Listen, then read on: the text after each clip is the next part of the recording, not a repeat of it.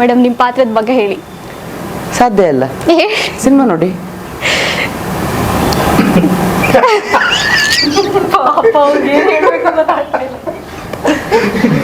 ನಾನು ಶಿಕಾರಿ ದೇವಿ ಅಂತ. Strict officer. ಅವಳಿಗೆ ಒಂದು ಬ್ಯಾಕ್ಗ್ರೌಂಡ್ ಇರುತ್ತೆ.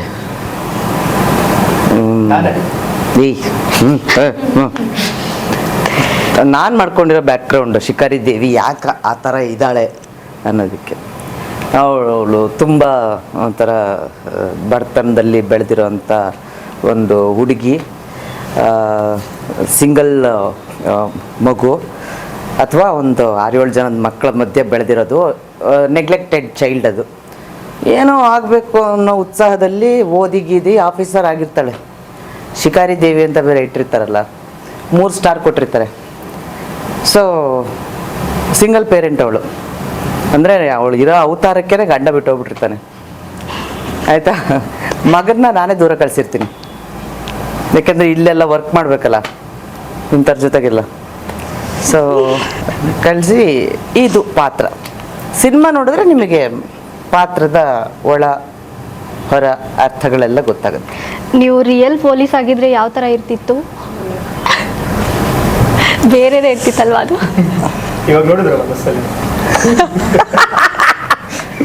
ತೀರಾ ಬರೋದನ್ನೆಲ್ಲ ಅಣ್ಣ ತಮ್ಮ ಮಾಡ್ಕೊಂಡ್ಬಿಡ್ತೀವಿ. ಸರ್ ಮತ್ತೆ ಮೇಡಮ್, ನಿಮ್ಮ ಪ್ರಿಪ್ರೇಷನ್ ಹೇಗಿತ್ತು ನಿಮ್ಮ ಪಾತ್ರದ್ದು? ಯಾಕಂದರೆ ಡಿಫ್ರೆಂಟ್ ಕ್ಯಾರೆಕ್ಟರ್ನ ಪ್ಲೇ ಮಾಡ್ತಾ ಇದ್ದೀರಾ, ಸೊ ಅದಕ್ಕೆ ಅಂತ ಒಂದಿಷ್ಟು ಪ್ರಿಪ್ರೇಷನ್ ನೀವು ಮಾಡ್ಕೊಳ್ಳೇಬೇಕಾಗುತ್ತೆ.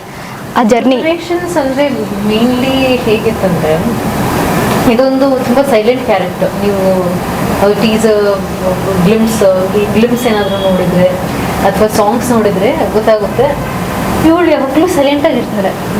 ಬಾಯಿ ತೆಗೆದು ಮಾತಾಡೋದೇ ಇಲ್ಲ, ತುಂಬ ಕಮ್ಮಿ ಮಾತಾಡೋದು.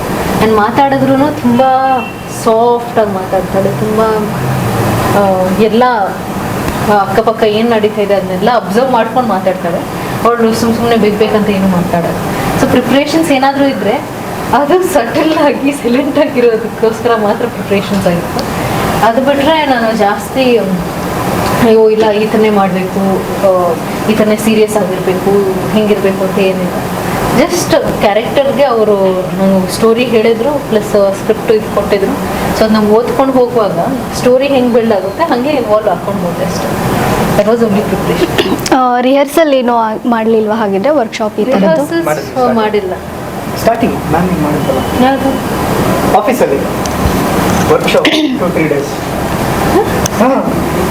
ನಾನು ಏನೇನೋ ಕಳ್ಕೊಂಡಿದ್ದೀನಿ ಇಲ್ಲಿ. ಕಾಲು ಕಳ್ಕೊಂಡು ಬಂದ್ವಿ, ಅನಲೈಸ್ ಮಾಡಿ ಆಫೀಸ್ ಸ್ಕ್ರಿಪ್ಟ್ ಡಿಸ್ಕಷನ್ ಅಂತ ಅಷ್ಟೇ. ಅದು ಸ್ಕ್ರಿಪ್ಟ್ ಅದು ಡೈರೆಕ್ಟರ್ ಪ್ರೊಡ್ಯೂಸರ್ ಇಲ್ಲ ನಮ್ದು ಡೈಲಾಗ್ಸ್ ಏನು ರಿಹರ್ಸಲ್ ಏನೂ ಇದ್ದಿಲ್ಲ. ರಿಹರ್ಸಲ್ ಅಂದ್ರೆ ಡೈಲಾಗ್ಸ್ ಅಲ್ಲಿ ಸೆಟ್ ಅಲ್ಲಿ ಓಕೆ ಓಕೆ ಆ ಥರ ಏನಿಲ್ಲ, ಇಲ್ಲ ಜಸ್ಟ್ ಡಿಸ್ಕಷನ್ ಇತ್ತು ಅಷ್ಟೇ. ಈ ಸಿನಿಮಾ ತಂಡ ಬಂದು ಈ ಥರ ಕತೆ ಇದೆ, ನೀವು ಈ ಥರ ಕ್ಯಾರೆಕ್ಟರ್ಗಳು ಮಾಡಬೇಕು ಅಂದಾಗ ನಿಮ್ಗಳ ರಿಯಾಕ್ಷನ್ ಯಾವ ಥರ ಇತ್ತು? ನೀವು ಯಾವ ಮೇಡಮ್ ನೀವು ಜಾಸ್ತಿ ಈ ಥರ ನೀವೀಗ ಹೇಳಿದಾಗ ನಾನು ಏನು ಕೇಳಬೇಕು ಅಂತ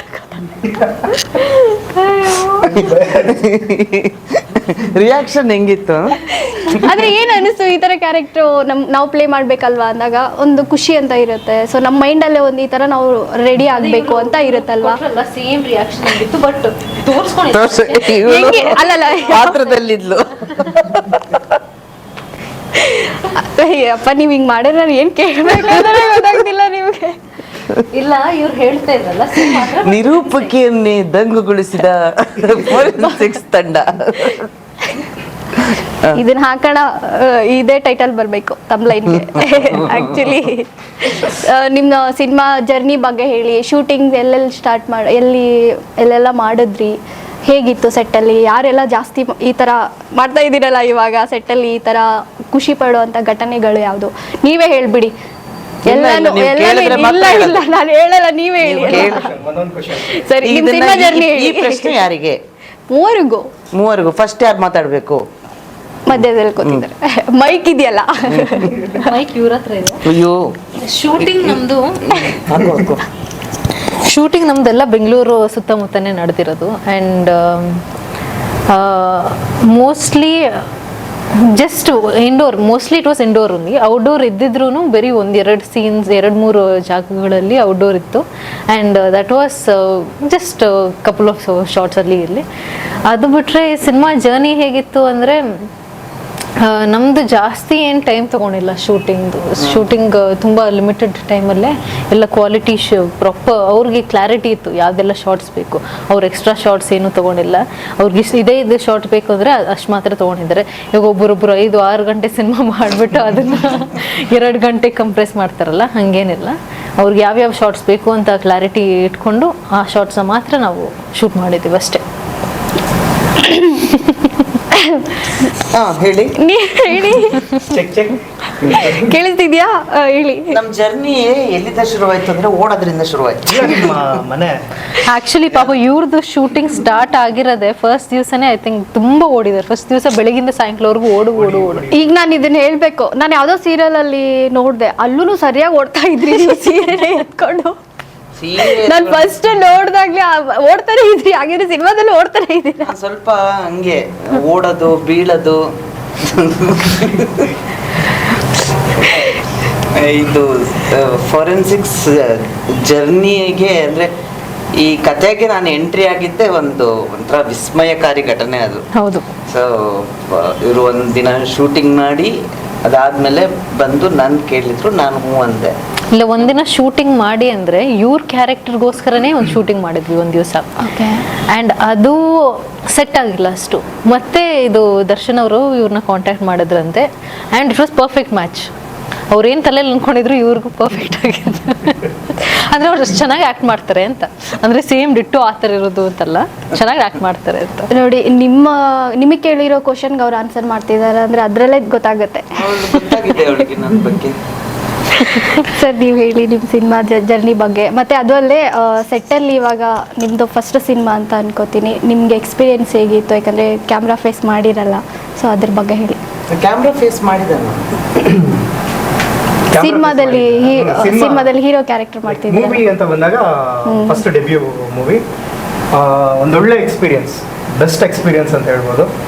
ಎವ್ರಿ ಡೇ, ಎವ್ರಿ ಮೂಮೆಂಟ್ ನಾವು ಸೆಟ್ಟಿಗೆ ಬಂದು ಶೂಟ್ ಪ್ಯಾಕಪ್ ಆಗೋ ಗಂಟನೂ ನಾವು ಇದೇ ಥರ ಎಂಜಾಯ್ ಮಾಡ್ತಾ ಇದ್ವಿ. ಆ್ಯಂಡ್ ಇವಾಗ ಮೇಡಮ್ ಆ್ಯಕ್ಟ್ ಮಾಡ್ಬೇಕಾದ್ರೆ ಹಿಂದೆಯಿಂದ ನಾನು ಕಾಲು ಹಿಡಿಯೋದು, ರಚನಾ ಅವ್ರು ಮಾಡ್ಬೇಕಾದ್ರೆ ನಾನು ಕಾಲು ಹಿಡಿಯೋದು, ನಾನು ಮಾಡ್ಬೇಕಾದ್ರೆ ಅವ್ರು ಕಾಲು ಹಿಡಿಯೋದು, ಈ ಥರ ನಮ್ಮದು ಕಂಟಿನ್ಯೂ ಆಗ್ತಾನೆ ಇತ್ತು. ಆ್ಯಂಡ್ ಅಷ್ಟೇ.